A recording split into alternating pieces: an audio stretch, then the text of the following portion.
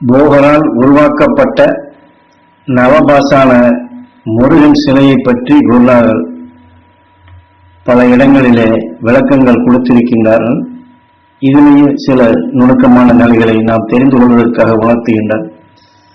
பொதுவாக போகர் என்று சொன்னாலே தாவர இன சத்தை எல்லாம் போகித்தார் என்றுதான் பொருள்.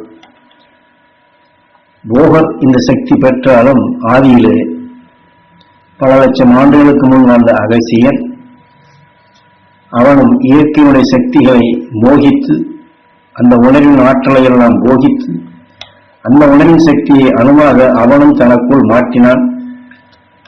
அது அகசியம் பெற்ற அதே வழியில் தான் போகரும் பெறுகின்றார். அதனால் போகர் எதனையுமே அவர் நுகர்ந்து அதை பற்றிய அந்த உணர்வுகளை அறிய வேண்டும் என்ற ஆர்வத்தை கூட்டி அந்த உணர்வின் சத்தை தனக்குள் பெருக்கி மனத்தால் நுகர்ந்திடும் ஆற்றல் அதை பெற்றவர் தான் போகர்.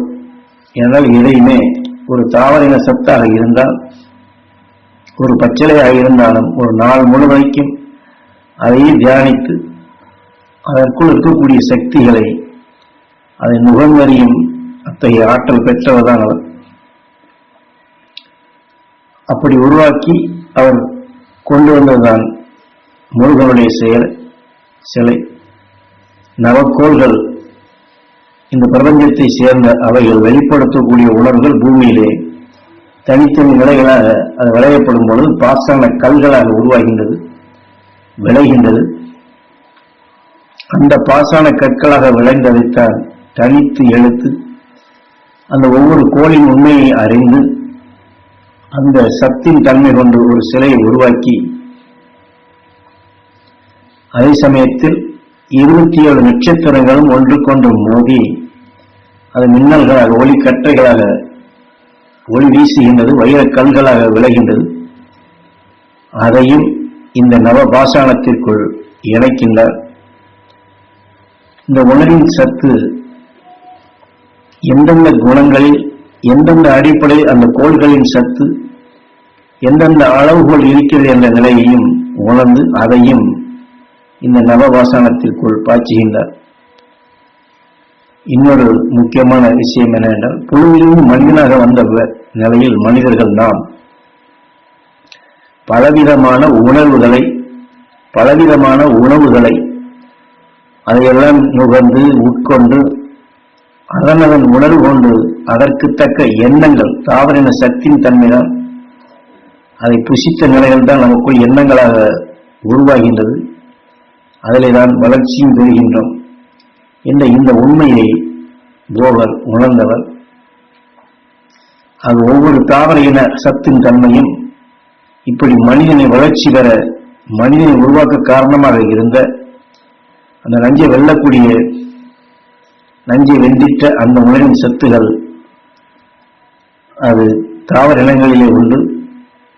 ஆனால் அதிலிருந்து உருப்பெற்ற நிலைகள் ஒவ்வொரு உயிரினத்திலும், அதாவது ஒவ்வொரு சரீரத்திலும் அந்த உடல் பெற்ற நிலையில் ஒவ்வொன்றிலும் ஒவ்வொரு விதமான விஷயங்கள் இருக்கும்.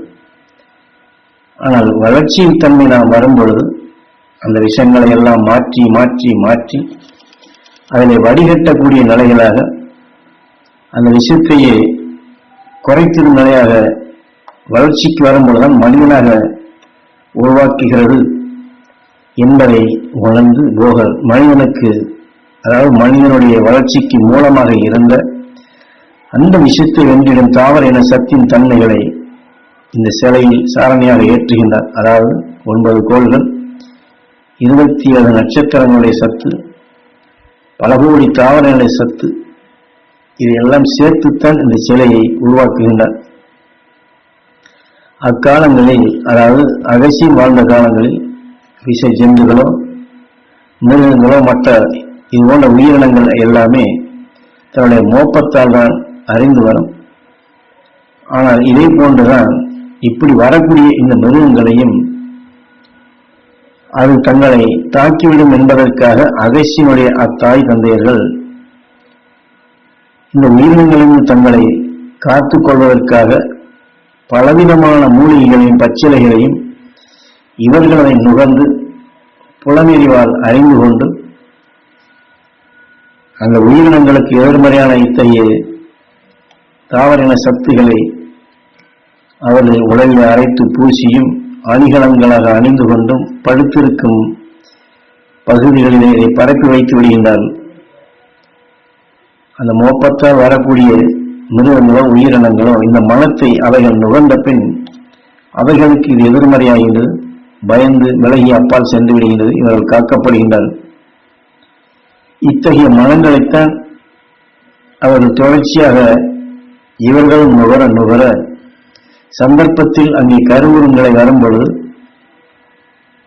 அதில் கர்ப்பத்திலே அகசிய நிலைகளை உருப்பெறும் அந்த சிசுவுக்குள் இந்த தாய் நுகரக்கூடிய நஞ்சை வெல்லக்கூடிய பச்சிலைகள் தாவரங்களுடைய சத்துகளும் உணவாக அது போய் சேர்ந்து ஆற்றல் மிக்க சக்திகளாக அகசியனுக்குள் விளைகின்றது.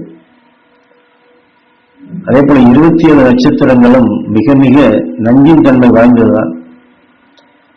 அதிலும் வெளிப்படக்கூடிய கதிரீக்கங்கள் தான் துகள்கள் ஒன்றுடன் ஒன்று எதிர்மறையாக அது மூடப்படும் பொழுது மின்னலாக ஊடுருவி மற்றதை கருக்கிடும் அத்தகைய வீரிய சக்தி கொண்டதுதான் நட்சத்திரங்கள். தாய் கருவில் இருக்கப்படும் போது அகசியனுடைய சந்தர்ப்பமோ அதையும் அந்த மின்னலின் கதிரியக்கத்தையும் தணிக்கக்கூடிய சக்தியாக அத்தகைய ஆற்றலை அவர்கள் நுகர்ந்ததால் அந்த அணுத்தன்மை இவனுக்குள்ளும் உருவாகின்றது. ஆகையினால் இத்தகைய பேராற்றல்களை அவன் குழந்தையாக கருவிலை உருப்பெறும் பொழுதை பெற்றதால் அவள் பிறந்த பின் வளர்ச்சி அடையும் பொழுது துருவ நட்சத்திரமாகவே முழுமை பெறுகின்றான். அந்த துருவ நட்சத்திரத்திலிருந்து வெளிப்படக்கூடிய அந்த சக்தியைத்தான் அகசியனுக்கு பின் ஓவர் 5000 ஆண்டுகளுக்கு முன் அந்த உலகின் ஆற்றலை நுகர்ந்து அறிகின்றார். அதை வைத்துத்தான் இந்த பிரபஞ்சம், கோள்கள், நட்சத்திரங்கள், சூரியன் இதெல்லாம் எப்படி உருவானது, மனிதன் வரை பூமிக்குள் உருப்பெற்றது எப்படி என்று அகசியன் கண்ட உணர்வை இவனும் தனக்குள் கண்டறிகின்றான். நஞ்சை வெல்லக்கூடிய சக்தி பெறுகின்றான். அப்படி அவர் உருவாக்கியதால் நவபாசான சிலை 27 நட்சத்திரங்கள் மின்னல்கள் அது ஒளி கட்டங்களாக வெளிவரும் பொழுது அதை நவபாசானத்திற்குள் ஊடுருவி செய்து 27 நட்சத்திரங்களையுமே ஒருங்கிணைத்து அந்த ஒரு சிலைக்குள் அந்த ஆற்றல் மிக்க சக்தியாக பெறக்கூடிய சிலையாக, முருகன் சிலையாக சாதாரண மனிதனுக்கும் அது கிடைக்கும்படி செய்தான். அவன் நாராத அறிவின் நிலைகளைத்தான் முருகா இந்த அறிவின் சிறப்பாக காட்டி நாம் மனிதனாக எப்படி வந்தோம், மனிதனான பின் நமக்குள் வளர்ந்திருக்கும் அறிவு எப்படி நம்மை இத்தகைய நிலைகளை செயல்படுத்துகின்றது, அறியும் ஆற்றலை கொடுத்தது என்று அவன் கண்டுள்ள நிலைகளை மக்களுக்கு தெரியப்படுத்தினான்.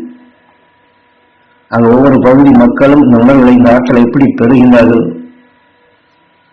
அந்த சிலை மூலமாக வெளிப்படுத்தக்கூடிய சக்தி எப்படி வருகின்றார்கள் என்பதை அறிவதற்காக பூமி முழுவதுமே அவன் சென்று ககன மார்க்கமாக சென்று அறிகின்றான். அப்படிப்பட்ட அந்த உருவாக்கிய அந்த சிலையின் தத்துவத்தை நாம் உணர்ந்து, போகன் காட்டியவழில் அந்த 6ஆம் அறிவின் சிறப்பை நாம் உணர்ந்து அதை நாம் சீராக பயன்படுத்தினால் இந்த வாழ்க்கைக்கு பின் நாம் பிறவியில்லா நிலை அடையலாம். அவன் அடைந்த எல்லையை நாமும் பெறலாம், அழியா ஒளி சரீரம் பெறலாம். அந்த சிலையை உற்று நோக்கப்படும் பொழுது போகமா மகிழ்ச்சிகள் நற்சக்தி பெற வேண்டும் என்று எண்ணினால் நாமும் அந்த உயர்ந்த சக்தியை பெறக்கூடிய தகுதி பெறுகின்றோம்.